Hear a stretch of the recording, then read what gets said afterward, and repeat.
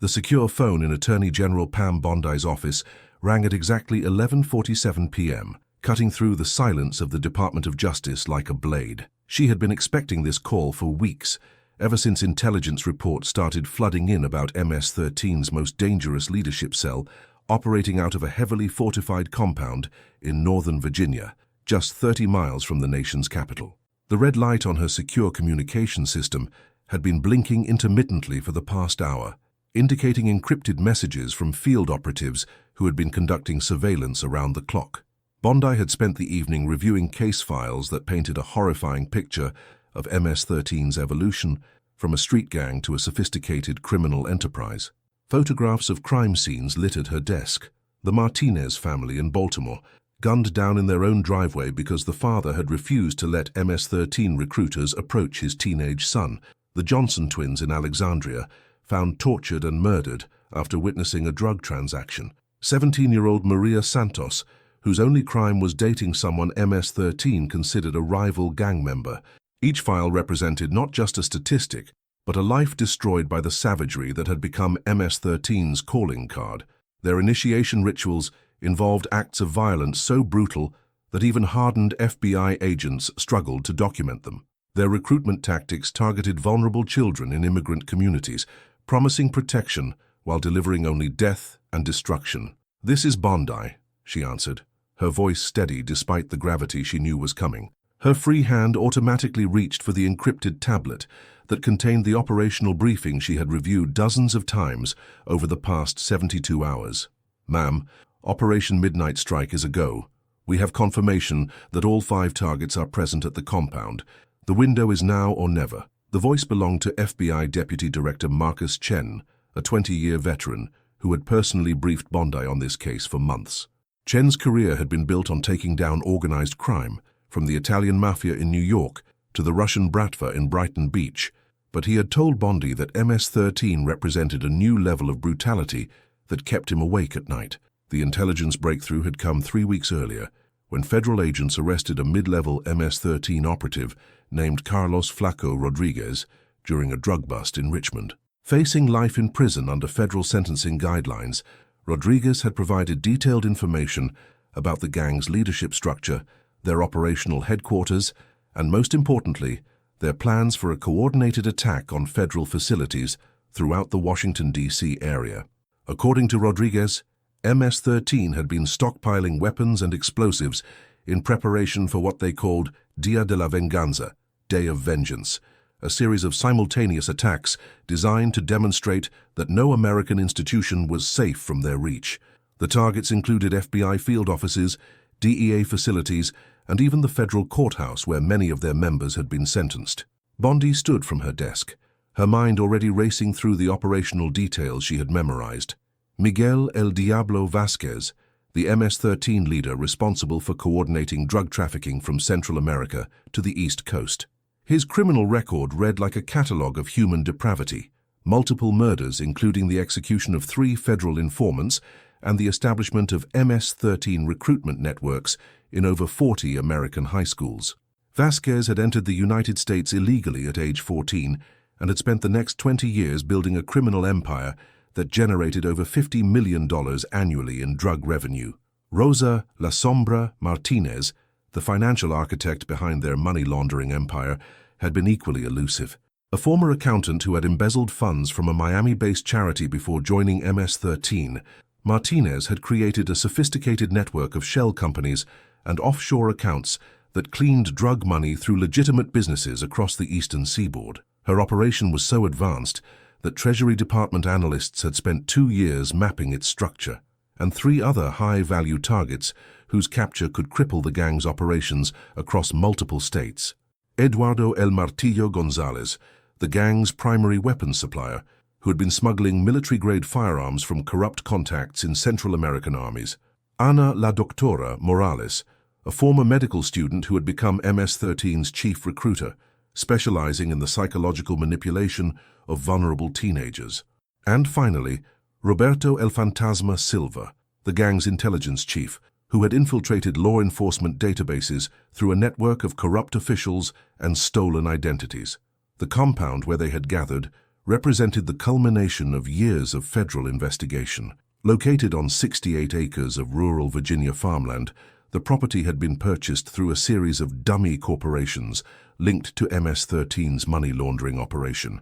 Satellite imagery showed 4 main buildings connected by underground tunnels, with defensive positions and escape routes that suggested the gang had prepared for exactly this type of federal assault. "I'm coming with you," Bondi declared, already reaching for her tactical vest from the secure closet behind her desk. The vest, custom-fitted and bearing the gold badge of the Attorney General, had been a gift from the FBI director following her first major operation 6 months earlier. It represented her philosophy of leadership, that those who send others into danger must be willing to share those risks themselves. "Ma'am, with respect, this is a high-risk operation. Perhaps it would be better if you coordinated from—" Chen's concern was evident in his voice. He had worked with 4 previous attorneys general, none of whom had ever personally participated in tactical operations. "Deputy Director Chen," Bondi interrupted, her tone leaving no room for debate, "I've been tracking these animals for 2 years. They've murdered 17 American citizens, including 3 children in Baltimore last month. But it's more than that. These aren't just criminals. They're domestic terrorists who have declared war on everything we stand for. They recruit our children with promises of family and belonging, then turn them into killers. They've perverted the very concept of loyalty and brotherhood into something twisted and evil. I'm not watching this from a command center, I'm leading from the front." The decision to personally participate in high-risk operations had become Bondi's signature as Attorney General. Critics in Congress and the media accused her of grandstanding, but those criticisms had quieted after Operation Steel Curtain, when her presence during a raid on a human trafficking ring had prevented a hostage situation from turning deadly. The traffickers, seeing the Attorney General herself demanding their surrender, had realized that the full weight of federal law enforcement was focused on them. Her philosophy was simple. If she was asking federal agents to risk their lives in service of justice, she needed to demonstrate that she valued their mission enough to share those risks. It was a leadership style that had earned her fierce loyalty from rank-and-file agents, while generating controversy in Washington's political circles. 20 minutes later, Bondi found herself in the passenger seat of an armored SUV, part of a convoy of 12 vehicles racing through the Virginia countryside under cover of darkness. The tactical communication system crackled with updates from the surveillance teams that had been monitoring the compound for 72 hours straight. Each vehicle in the convoy carried specialized equipment and personnel: explosive ordnance specialists, medical teams, communications experts, and even Department of Justice attorneys who would ensure that every aspect of the operation met constitutional requirements. The convoy represented the largest federal law enforcement operation against a domestic gang in over a decade. Resources had been drawn from agencies across the government: FBI hostage rescue teams from Quantico, DEA special response teams from multiple districts, ATF tactical specialists, U.S. Marshals, Service fugitive hunters, and even Border Patrol tactical units with experience in armed confrontations along the Mexican border. Intelligence reports flowing through Bondi's earpiece painted a real-time picture of the target compound. Heat signatures from surveillance drones confirmed the presence of multiple individuals in each building. Motion sensors hidden by reconnaissance teams weeks earlier indicated normal activity patterns, suggesting that MS-13 leadership had no awareness of the impending operation. Overwatch 1 to Command, we have confirmed movement in the northeast building. Thermal imaging shows approximately 15 individuals, consistent with our intelligence estimates. The voice belonged to Agent Jennifer Walsh, leader of the FBI's aerial surveillance team operating 2 drones equipped with military-grade thermal and optical sensors. Bondi adjusted her earpiece and spoke into her microphone. "All units, this is Attorney General Bondi. Tonight we end MS-13's reign of terror in the capital region. These predators have turned our neighborhoods into war zones, recruited our children into violence, and poisoned our communities with their drugs. They've shown complete contempt for human life, for American law, and for the basic decency that holds our society together. But tonight, justice comes calling." Her words were met with acknowledgments from team leaders across the convoy. Bondi knew that many of these agents had been personally affected by MS-13's violence. Agent Sarah Martinez of the DEA had lost her partner in a firefight with MS-13 members 6 months earlier.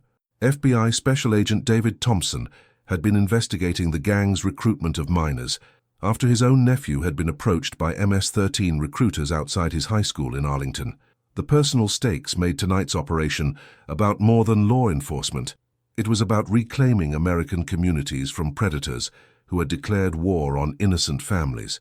The convoy pulled into a staging area 2 miles from the target compound, where over 100 federal agents from multiple agencies had assembled. FBI tactical teams, DEA strike forces, ATF specialists, and U.S. Marshals formed a coordinated assault force, unlike anything deployed against domestic gang activity in recent memory.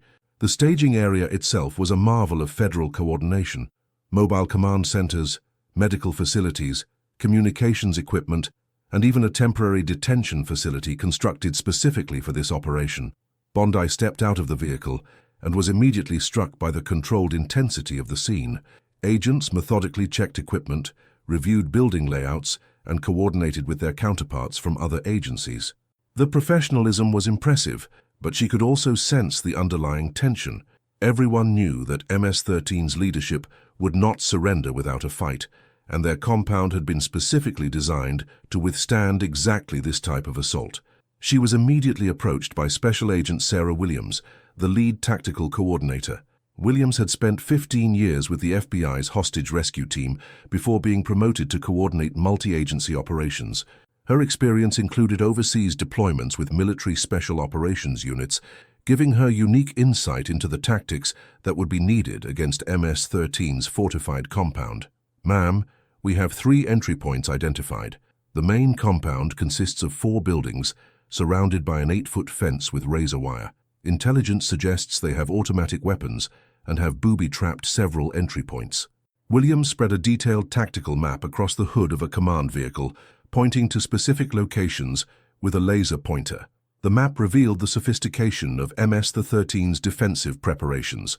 Motion sensors along the perimeter, reinforced doors and windows on all buildings, and what appeared to be firing positions constructed specifically to repel a law enforcement assault.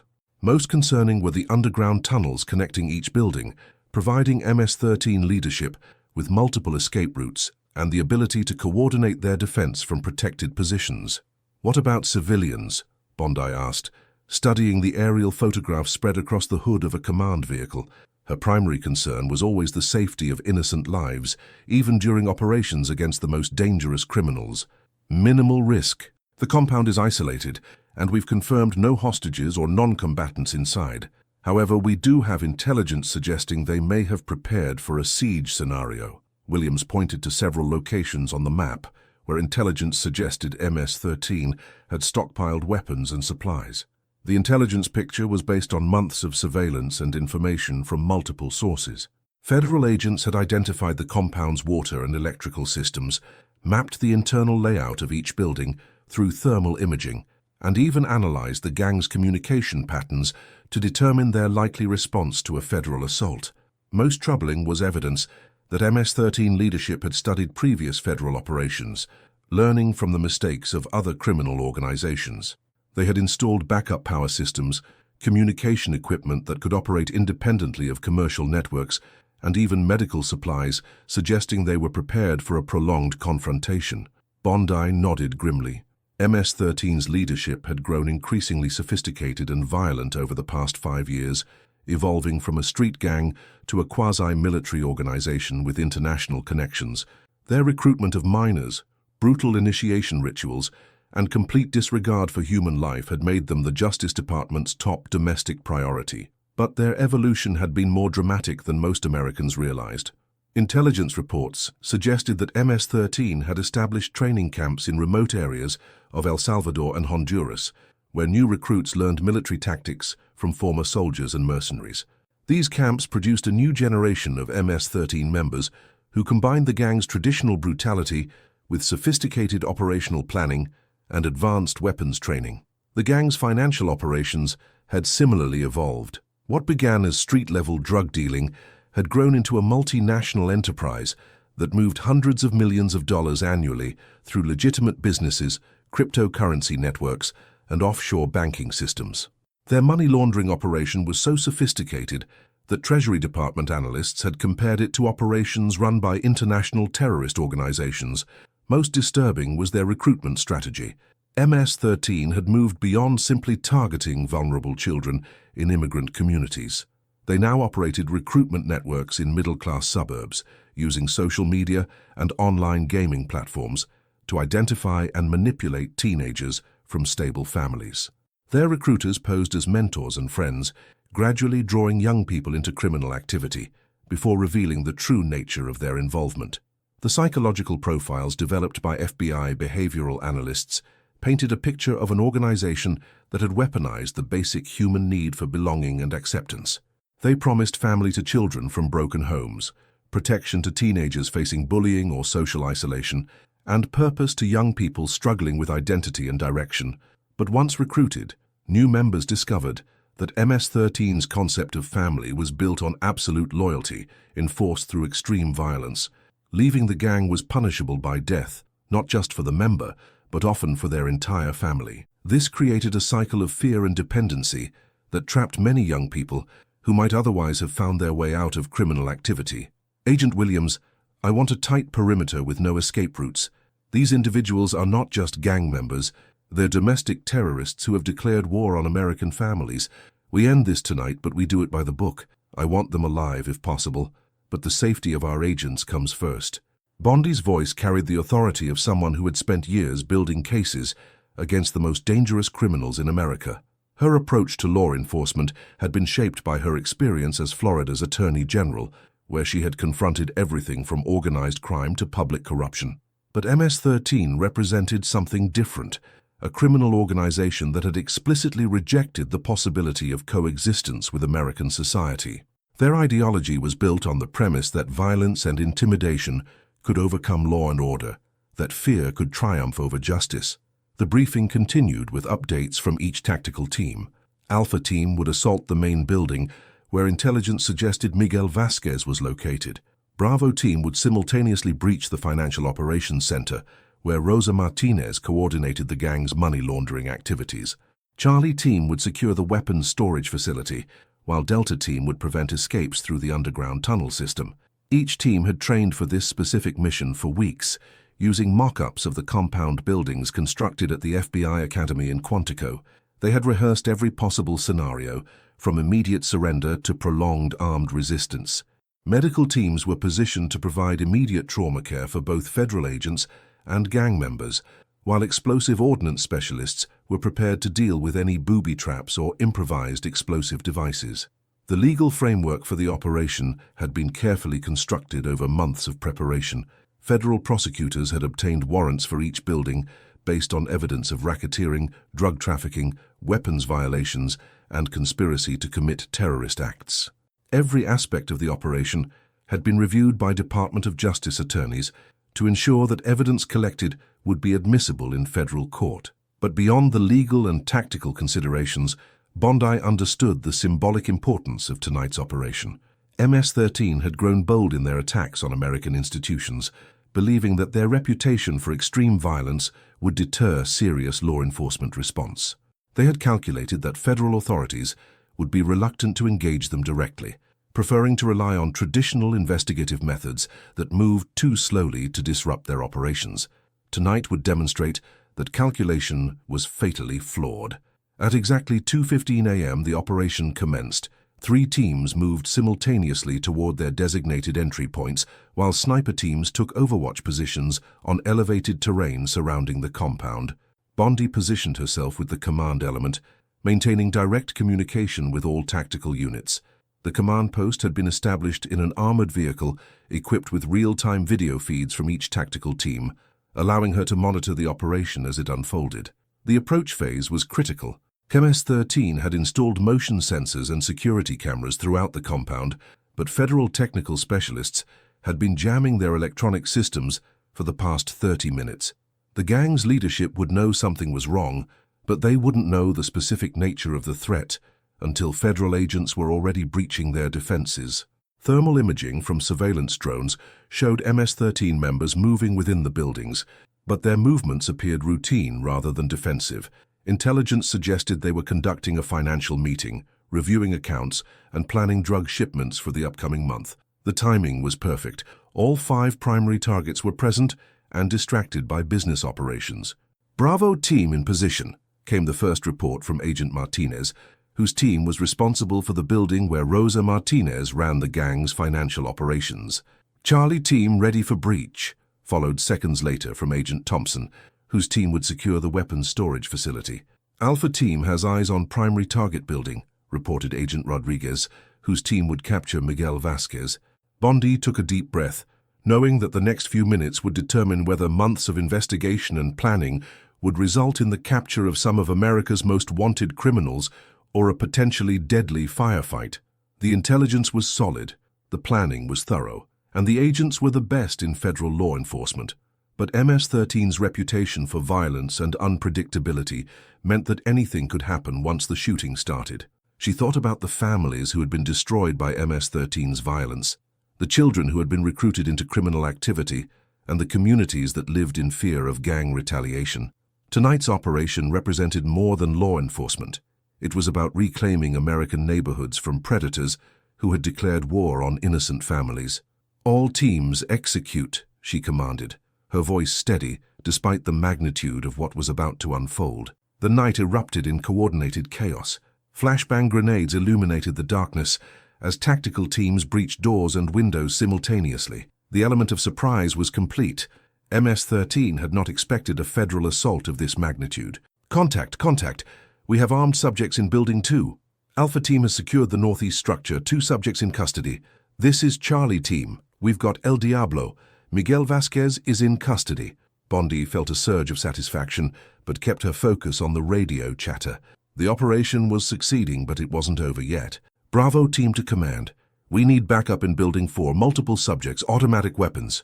Without hesitation, Bondi grabbed her sidearm and moved toward the sound of gunfire, flanked by 2 U.S. Marshals assigned to her security detail.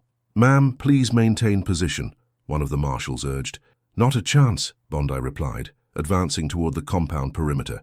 When federal agents are under fire pursuing justice, the Attorney General doesn't watch from the sidelines. As they approached Building 4, the tactical situation became clear. 3 MS-13 members had barricaded themselves inside and were firing automatic weapons through windows at the federal agents, taking cover behind vehicles and concrete barriers. Bondi assessed the situation quickly. The building had only 2 exits, both covered by tactical teams, but the gang members' elevated position gave them a significant advantage. "This is Attorney General Bondi," she announced over a megaphone that Agent Williams handed her. "You are surrounded by federal agents. You have 30 seconds to throw down your weapons and surrender, or we will use all necessary force to end this standoff." The response was immediate. A burst of automatic gunfire that shattered windows in nearby vehicles. "Snipers, you are authorized to engage," Bondi ordered coldly. 3 precise shots ended the standoff in seconds. As dawn broke over the Virginia countryside, the magnitude of Operation Midnight Strike became clear. All 5 primary targets were in federal custody, along with 9 additional MS-13 members. Federal agents had seized over 200 pounds of cocaine, 50 illegal firearms, and nearly $3 million in cash and assets. But the real victory was in the intelligence treasure trove discovered in the compound's hidden command center. Computer files, encrypted communications, and financial records that would unravel MS-13 operations across the entire eastern seaboard. Bondi stood in the compound's main building, watching as FBI evidence teams catalogued the seized materials. Agent Williams approached with an update. "Ma'am, initial interrogations are revealing information about MS-13 operations we never suspected. They've been coordinating with international trafficking organizations, planning attacks on federal facilities, and recruiting in over 30 American cities." "This is bigger than we thought," Bondi acknowledged, studying photographs of gang leaders and organizational charts found in the raid. "Much bigger, but tonight's operation has effectively decapitated their East Coast leadership structure. It'll take them years to rebuild, if they can at all." As federal agents loaded the last of the prisoners into transport vehicles, Bondi addressed the assembled task force members who had risked their lives to execute the operation. "What you accomplished tonight represents everything great about American law enforcement," she began, her voice carrying across the compound grounds. "For too long, MS-13 has terrorized our communities. recruited our children, and turned our streets into battlegrounds. They believed they could operate with impunity, that their violence and brutality would intimidate us into submission. She paused, looking at each agent individually. They were wrong. Tonight, we sent a message that will echo through every gang headquarters, every criminal organization, and every enemy of American families. Justice is coming, and it will not be deterred, it will not be negotiated with, and it will not be stopped. The raid made international headlines within hours. News outlets across the globe reported on the unprecedented federal operation that had captured MS-13's most dangerous leaders in a single night. But for Bondi, the real satisfaction came 3 weeks later, when crime statistics showed a 40% reduction in gang violence across the Washington, D.C. metropolitan area. In her office, reviewing after-action reports and planning the prosecution strategy that would ensure these criminals never again walked free, Bondi reflected on the operation's broader significance. MS-13 had represented more than just another criminal organization. They had embodied the chaos and lawlessness that threatened to undermine American communities.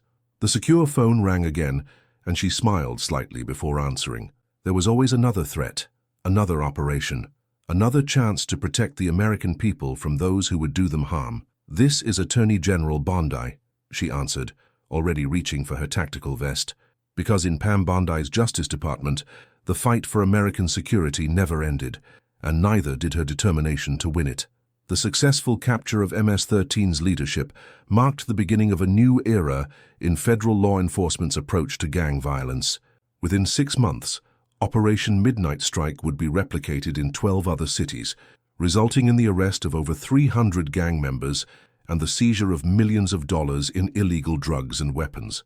But that night in Virginia, as federal agents celebrated their victory and criminals faced the full weight of American justice, Pam Bondi was already planning the next operation, the next strike against those who threatened the peace and security of the nation she had sworn to protect.